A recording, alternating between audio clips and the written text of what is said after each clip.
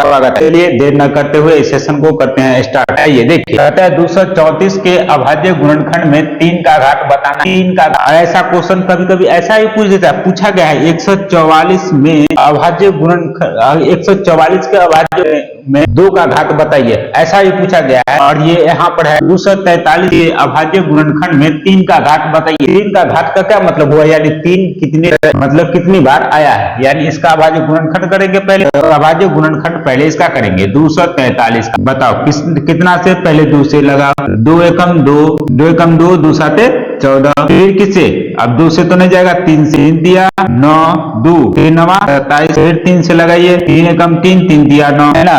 देखिए करा 3 का घात पूछा है, किसका घात पूछा है, 3 का घात। तो बताइए इसमें इसका जो अभाज्य गुणनखंड किए तो 3 कितने टाइम्स आया, देखिए तो 1 और 2, यानी 3 2 बार आया है ना, 3 2 बार आया, तो इसका मतलब ऑप्शन सी, यानी 3 2 बार आया है। 3 का इसी में कह देता है, जैसा कि क्वेश्चन पूछा गया था 144 के अभाज्य गुणनखंड में 2 का घात बताइए। ऐसा ही 144 का अभाज्य गुणनखंड लेते, वहां पर पूछते 2 का घात पूछ रहा था, तो यानी 2 कितने बार आया है उसको लिख देना, ठीक है। यहाँ पूछा था 3 का घात, 3 कितने बार आया है उसको हमको लिख देना है। तो 3 कितने बार आया है, 2 बार, तो 2 बार ले आया, तो option C is right answer. ऐसा क्वेश्चन आपसे बार बार पूछे जाते हैं, ठीक है, नोट कीजिए इसको। आइए दूसरा नंबर क्वेश्चन देखिए, करा एक द्विघात बहुपद के शून्यकों का योग, शून्यकों का योग तथा गुणनफल, यानी किसका गुणनफल, शून्यकों, यानी शून्यकों का योग और गुणनफल क्रमशः -3 और 2 यानी 2 दिया हुआ है। तो आपसे बहुपद पूछा है, बहुपद बताइए क्या होता है। और ऐसा क्वेश्चन बहुआ ऑब्जेक्टिव में भी पूछे जाते हैं ना, तो देखो हम सिखाते हैं कैसे बनाते हैं। ये है पहले बोला है शून्यकों का योग दिया गया है -3 और गुणनफल, बाद में गुणनफल है तो बाद वाला गुणनफल हुआ, यानी गुणनफल दिया गया है 2 और शून्यकों का योग दिया गया है कितना, -3। हमसे पूछा है इनमें से कौन आया है इसका बहुपद, है ना, यही चीज निकालना है। पहले लिखो प्यार ऐसे, क्या क्या दिया गया, तो शून्यकों का योग, शून्य किसको बोलते हैं, अल्फा और बीटा को, है ना। शून्य alpha plus beta, alpha plus beta बराबर क्या किया, इसका मतलब अल्फा प्लस बीटा लिख लिए तो क्या हुआ, इसका मतलब हुआ शून्यकों का योग। योग कितना है -3, तो यहाँ -3 लिख दिए। फिर शून्यकों का गुणनफल दिया है कितना, 2, तो यहाँ लिखिए 2। इसीलिए बहुपद हम ऐसा क्यों बता रहे हैं, ताकि सब्जेक्टिव में भी आप बना सके ऐसे, ठीक है।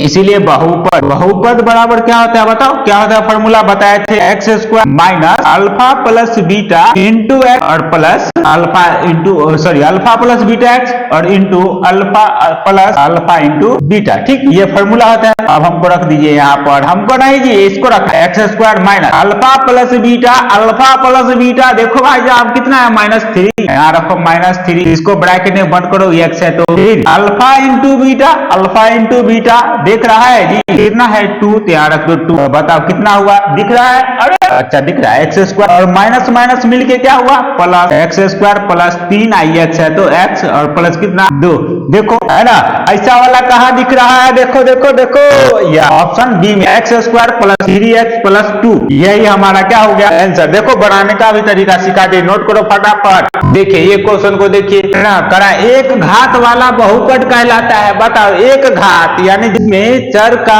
अधिकतम घात कितना होगा, 1, उस बहुपद को हम लोग क्या कहते हैं, उसका नाम क्या देते हैं, देखो यार सिखाते हैं। द्विघात बहुपद ना, त्रिघात बहुपद ना, रैखिक बहुपद। अब बताओ रैखिक बहुपद होगा, इनमें से कोई नहीं, बहुत होशियार हो तू लोग, बताओ इसका होगा आंसर रैखिक बहुपद, यानी वैसा बहुपद जिसमें चर का अधिकतम घात कितना होगा, 1, उसको हम लोग क्या कहेंगे, रैखिक बहुपद। अच्छा अगर सर 2 होगा तो 2 होगा तो उसको कहेंगे द्विघात बहुपद, 3 को होगा तो उसको कहेंगे त्रिघात बहुपद। आई बात समझ में। अगर यहीं पर पूछ देता एक घात नहीं, यहाँ पर कहता है 2 घात वाला बहुपद को क्या कहते हैं, हम लोग पटाख मारते हैं सर, द्विघात बहुपद। अगर इसी में कहता 3 घात वाला बहुपद को क्या कहते हैं, त्रिघात बहुपद। आई बात समझ में। आप पूछा था 1 घात वाले बहुपद को क्या कहते हैं, हम लोग कहेंगे रैखिक बहुपद। देख लो नाम में ही छिपा हुआ है, 1 घात वाला का नाम नहीं छिपा है ना। रैखिक का मतलब एक होता है, यहाँ देखो द्वि मतलब 2, आघात समझ गया, त्रि मतलब 3, आघात मतलब समझ गया। चलो बहुत समझदार है, इसको नोट करो फटाफट। ऐसा क्वेश्चन पूछता है, देख लो,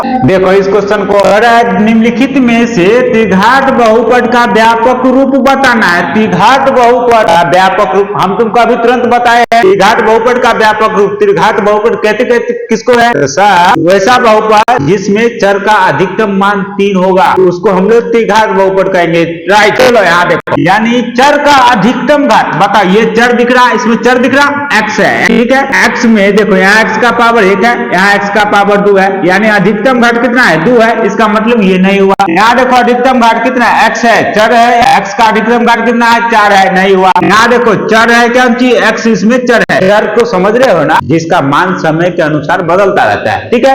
हम लोग जनरली x y z को लेके चल रहे हैं। देखो यहाँ x है, यहाँ भी x है, यहाँ भी x है, यानी सब जगह मिल रहा है x है। x का अधिकतम घात कितना है? 3, तो इसका मतलब ये त्रिघात बहुपद हुआ।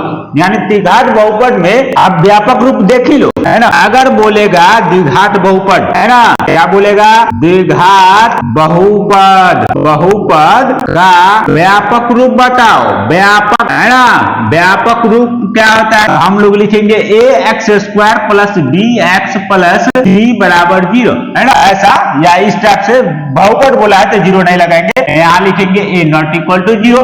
मतलब ये नहीं भी लिखोगे तो चलोगे, लेकिन ये कंडीशन है, लिखना पड़ेगा, a को 0 के बराबर नहीं होना है, ठीक है। ये द्विघात बहुपद का हुआ। अगर त्रिघात बहुपद बोलेगा, क्या बोलेगा? त्रिघात बहुपद का व्यापक रूप बताओ। त्रिघात बहुपद का व्यापक रूप बताओ जी, बउआ जी बताओ ना। अभी तुरंत न देख रहा है, क्वेश्चन दिख रहा है ना, सर कुछ से कुछ बता देते हैं। चलो यहाँ पर इसका रूप होता है ये ax plus bx² plus cx और प्लस d, और यहाँ भी da 0 के बराबर नहीं होगा, ठीक है। अगर इसमें कह देता है रैखिक बहुपद का बताओ, रैखिक बहुपद का, रैखिक, रैखिक का मतलब समझ रहा है, वैसा बहुपद जिसमें चर का अधिकतम घात कितना होता है? 1। चलो रैखिक, रैखिक बहुपद का बोलो। रैखिक बहुपद का व्यापक रूप क्या होता है? तो ax प्लस b होता है ना।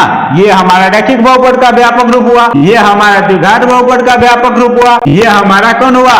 त्रिघात बहुपद का मतलब व्यापक रूप हुआ, ठीक है। ये हमारा रैखिक बहुपद का व्यापक रूप हुआ।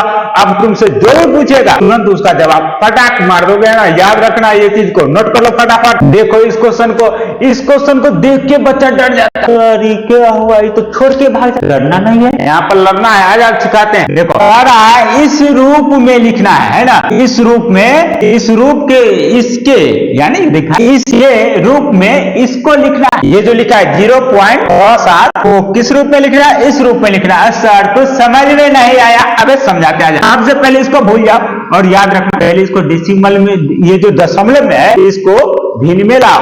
कैसे लाएंगे भिन्न में? तो देखो 0.67 लिखा है ना, ये डेसिमल को, दशमलव को उड़ा दो सीधा। इसको उड़ा देंगे तो ऐसे मिटा देंगे, या लिख लो, कोई दिक्कत नहीं है। ऐसे यहाँ पर डेसिमल था, ऐसे ये डेसिमल को जब यहाँ से हटाएंगे तो नीचे में क्या होगा? 1, 1, और डेसिमल के बाद यानी दशमलव के बाद क्या गो अंक है? 2 गो, तो 2 गो 0 यहाँ बैठा देगा, ठीक है। 2 गो 0 बैठा देगा तो ये बन के आ गया हमारे पास 67/100, है ना। तो ऊपर में 67 रहेगा ही, 67 सब में है, ठीक है। ऊपर वाले से हमको कोई लेना देना नहीं है, ना उससे कोई तकलीफ है हमसे, हमको, अगर हमको उससे कोई तकलीफ है ही नहीं या होना भी नहीं चाहिए, इसीलिए उसको हम छेड़छाड़ नहीं करेंगे। जो ही उसको छेड़छाड़ किया कि तुम्हारा धज्जियां उड़ा देगा, इसलिए छेड़छाड़ नहीं करना इसका। चलो नीचे वाले को करना है, काहे कि यहाँ पर नीचे वाला का ध्यान देना है, ऊपर वाले को कोई नहीं। ऊपर में सब में 67 है, देखो यहाँ भी ऊपर 67 है, यहाँ भी ऊपर में 67 है, यहाँ भी ऊपर में 67 है। बात है नीचे वाला, भाई साहब आज नीचे वाले को लाओ। नीचे वाले का जब देखो नीचे में कितना है? 100। ये 100 का अभाज्य गुणनखंड निकालेंगे। क्या निकालेंगे? अभाज्य गुणनखंड। और इसके अभाज्य गुणनखंड में केवल 2 और 5 होना चाहिए। 2 या 5, 2 और 5 ही होना चाहिए, ठीक है। याद रखना 2 और 5 ही होना चाहिए, कुछ नहीं।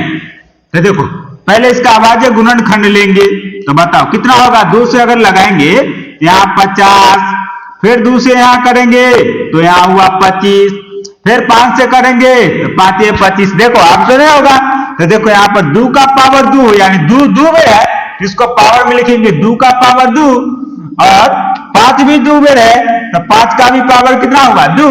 इसको हम स्टाइल मार के मजा से लिख सकते हैं 67 बट्टा ये 2 का पावर 2 और 5 का पावर 2। देखो लिख लिए। अब देखो ऐसा कौन ऑप्शन में दिख रहा है? ऐसा कौन ऑप्शन में दिख रहा है? सर ये तो है ऑप्शन बी। हमारा फटाफट नोट करो चटाचट। लिखो, नोट करो।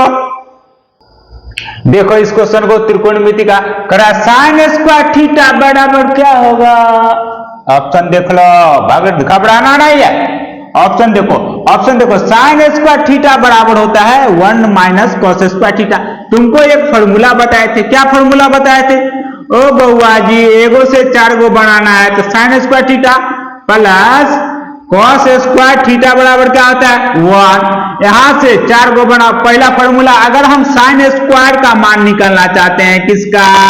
साइन स्क्वायर का मान, तो इधर 1 है, इसको ले जाओ उधर, तो प्लस में था उधर जाएगा माइनस में। अबे दिख रहा है, चलो माइनस में हो गया। फिर क्या करेंगे? दूसरा फॉर्मूला क्या बनाएंगे? इस साइन स्क्वायर है, साइन को छोड़ देंगे ऐसा ही, और स्क्वायर है, स्क्वायर को ले जाएंगे उस तरफ, तो इस पर रूट चढ़ जाएगा ना जी? रूट नहीं चढ़ेगा, मारेंगे हम, उड़ा देंगे कनपट्टा। यहाँ क्या हुआ? कॉस स्क्वायर थीटा, ऐसे क्या चढ़ा देंगे? रूट। काय के स्क्वायर हटा दिए तो इधर रूट चढ़ जाएगा। समझ गया? मतलब 2 को बन गया। अब तीसरा फॉर्मूला कैसे बनेगा? साइन का मान निकले, कॉस को अगर हम रख लो तो कोई दिक्कत नहीं है, रख लो। अगर हम कॉस स्क्वायर को रख लेते हैं इधर ही, तो क्या करेंगे? 1 तो इधर, इस साइन को ले जाएंगे उस तरफ, तो माइनस में क्या हो जाएगा? Sine square theta, sine square theta. अगर हम चौथा फॉर्मूला लिखे, अगर उसी प्रकार से अगर हम कॉस थीटा का मान निकाले, तो स्क्वायर है उधर ले लेंगे, रूट चढ़ा देंगे फटाक, ऐसे 1 माइनस साइन स्क्वायर थीटा। आएगा समझ? देखो एगो से 4 गो बना दिए, और ऐसा क्वेश्चन पूछे जाते हैं बोर्ड एग्जाम में, इसको भूल से भी मत छोड़ना, हम प्रोमिस करते हैं तुमसे। आ जाओ, अगर पूछेगा sine square theta plus cos square theta बराबर कितना होता है, तो 1। पहला देखो साइन स्क्वायर थीटा दे दिया, तो पूछेगा तो ऑप्शन देखो 1 माइनस कॉस स्क्वायर थीटा, जैसा कि तुमको क्वेश्चन में ये पूछा गया, तो इसका आंसर हुआ ये। ठीक है, अगर तुमसे पूछ देता नहीं साइन थीटा अगर दे देता और ऑप्शन में ये सब दे देता, तो बताओ साइन थीटा दे देता, ऑप्शन में ये सब दे देता, तब कौन होता? स्क्वायर का जगह थीटा दे, साइन थीटा देता, तो सिर्फ साइन थीटा सिर्फ दे देता, तो ऑप्शन कौन होता? ये वाला आंसर होता है, ये ऑप्शन सी। ठीक है, ऐसा नहीं करके अगर कॉस स्क्वायर थीटा दे देता तो ये वाला आंसर होता, अगर कॉस थीटा दे देता तो ये वाला आंसर होता, यानी ऑप्शन बदल जाता। ठीक है, इसको नोट कर लो जी, नोट कर लो, बहुत इंपॉर्टेंट है, नोट करो फटाफट।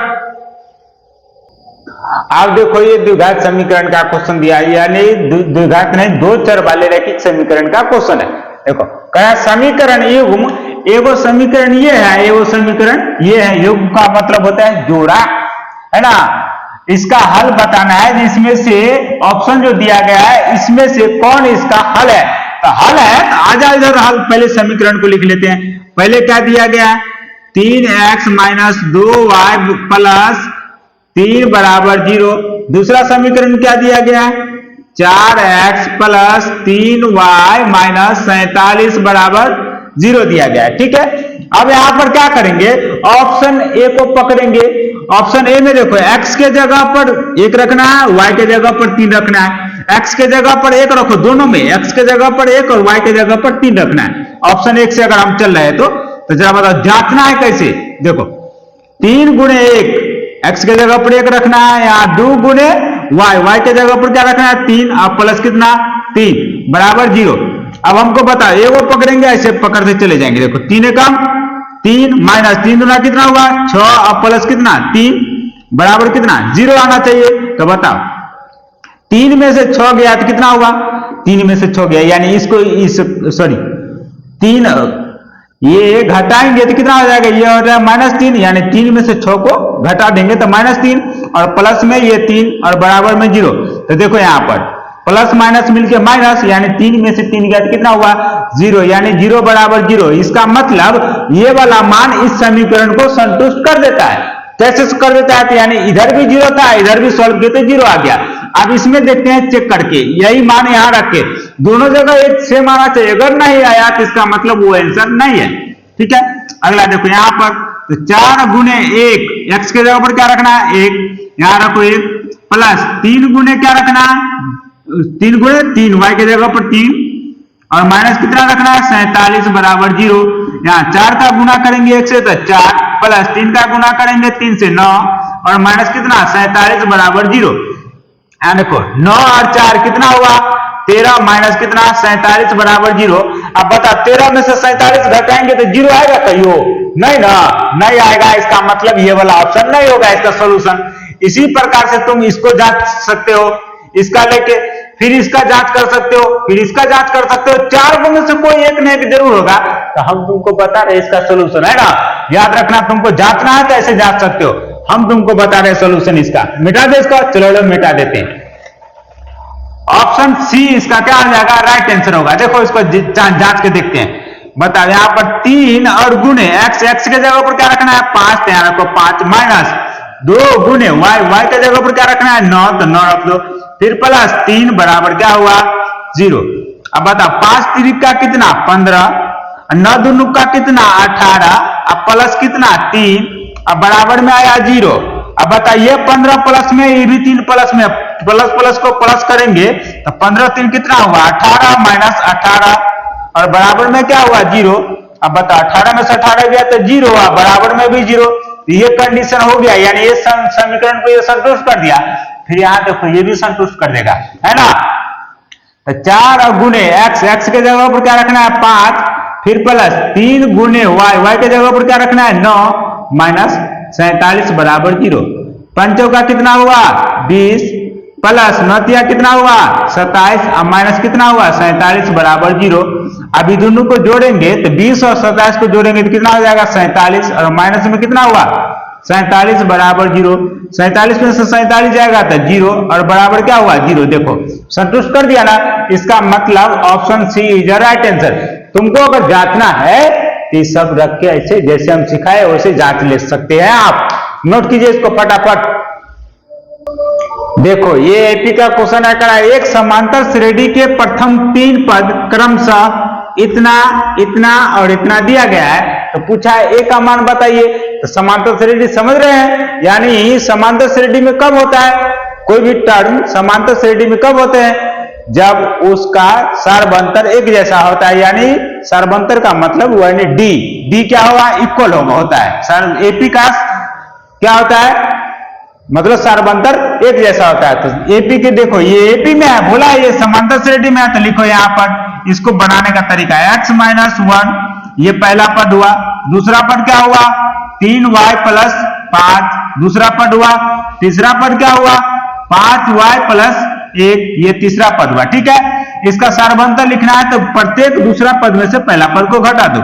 यानी 3y प्लस 5 में से घटाना है किसको 3y माइनस 1 को। ठीक है ये, और फिर बराबर इसमें से इसको घटा देते हैं। अगर दोनों इक्वल हो जाएगा इसका मतलब ये सारबंतर समांतर श्रेणी में है। और क्वेश्चन वैसे भी बोला गया है ये समांतर श्रेणी में है। तो समांतर श्रेणी में है इसका मतलब सारबंतर बराबर होगा। तो सारबंतर बराबर करते हैं 5y या 5y प्लस 1 और इसमें से घटाना है 3y प्लस 5 को घटा देना है। ठीक है, इसको घटाते हैं तो 3y प्लस 5 और घटाएंगे यानी माइनस से गुना करेंगे तो इधर कितना हो जाएगा माइनस 3y और प्लस कितना 1। इसको करेंगे तो क्या होगा 5y प्लस 1, इसको माइनस से गुना करेंगे तो माइनस 3y और माइनस 5। अब हमको बताओ यहां से ये माइनस में 3y यहां प्लस में खत्म, यहाँ 5 है कितने हुआ 6 और बराबर में यहाँ देखिए 5 गो y यहाँ 3 गो y, 5 गो y प्लस में ये माइनस में। तो 5 गो y में से 3 गो y को घटा देंगे तो क्या गो y बचेगा 2 गो y। और यहाँ देखिए प्लस में 1 और माइनस में 5, तब दोनों अलग अलग चिन्ह है तो घट जाएगा। यानी 5 में से 1 गया तो कितना बचा 4 और माइनस में 4 का है कि 5 बड़ा नंबर है और बड़ा है माइनस में, इसीलिए माइनस में कितना हुआ 4। अब यहां से हम सॉल्व करेंगे y का मान निकालेंगे। तो बताओ यहां से दिख रहा है जी, चलो यहाँ फटाफट यहाँ पर 6 बराबर 6 माइनस में 4 है, इसको उठा के लाएंगे इधर तब प्लस में 4 हो जाएगा। यानी 6 प्लस कितना 4 और बराबर में क्या बच जाएगा 2y। अब बताओ यहाँ 6 4 कितना हुआ 10 और बराबर कितना हुआ 2y। और y का मान निकालना है तो ये 2 गुना में इधर आएगा तो भाग में, यानी 10 के भाग में हो जाएगा तो कटेगा 2 पंचे 10, यानी y का मान कितना निकल के आ गया 5। ऑप्शन देखो 5 कहाँ है, option C is a right answer, है ना, option C is a right answer. Note करो इसको फटाफट। आओ इसको देखो, ये भी एपी में दिया गया, यानी कहा है एपी 6, 9, 23 का सर्वांतर बताना है। सर्वांतर का मतलब क्या होता है डी, यानी डी तुमको डी निकालना है ना। चलिए डी निकालने के लिए क्या होता है फॉर्मूला, प्रत्येक दूसरा में से पहला को घटा दीजिए, यानी 9 में से 6 को घटा दीजिए, कितना हुआ 3, यही हमारा क्या हुआ आंसर हो गया, यानी option A is right answer हुआ, है ना। सर्वांतर ऐसे ही निकालते, प्रत्येक दूसरा पद में से पहला पद को घटा देते, किसी को कहना मत, नोट करो।